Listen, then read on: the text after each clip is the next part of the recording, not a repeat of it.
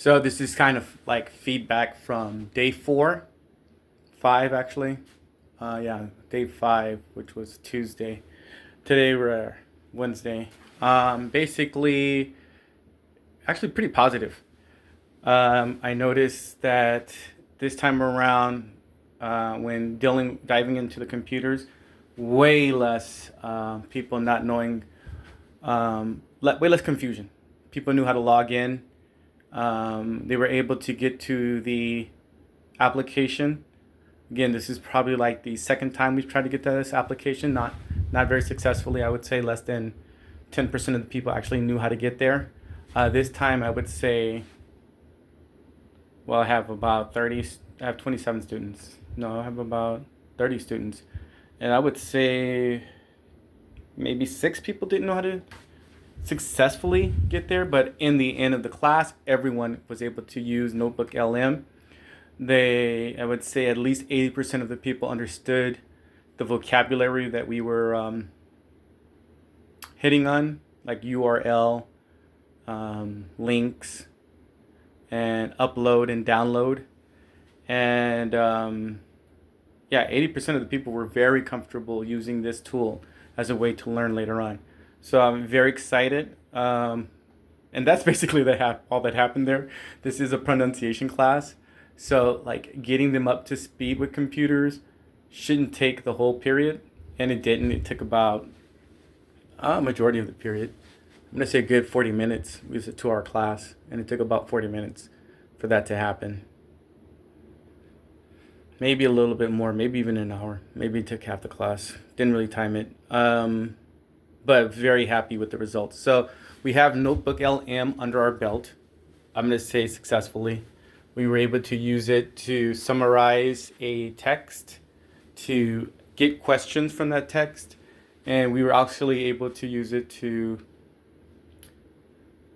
I would say in some audio capacity, somebody figured out that audio summary, and they had it reading out loud.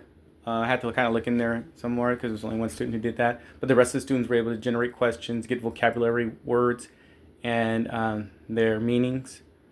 And yeah, it was a great, I call it a great, successful integrating AI with the classroom. So up next is trying to get some kind of pronunciation coach going.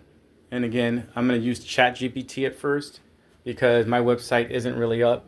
I haven't really been playing with the API yet. And I did kind of run into a very obstacle when I was trying to vibe code. Yeah, you really have to trust the computer for a lot of things. And then when I go there and look at the code anyway, it was like, is it work? How about, because it doesn't work. Right? Or it doesn't work the way I asked it to work or expect it to. And I was thinking like I'll go in there and change a couple of UI elements, and go in there and change the back end code. But it was a little more daunting than I expected, because coding in AppScript, not very intuitive. A lot of things when you're coding, like for example, using an IDE, just certain code completion, a tighter integration with artificial intelligence. So I kind of discovered this thing called Clasp, which is kind of like a way to put Google Apps scripts and code it in VS Code like most coders do. So I'm going to go that route, and I expect to show you guys a little bit something. But day 5 looks like a turning point. Tomorrow's day 6, and I promise not to run out of the class. I've been going in and out of that class like a leopard, forgetting to get the feedback, but this time I'm going to hang back before and after class, day 6. All right.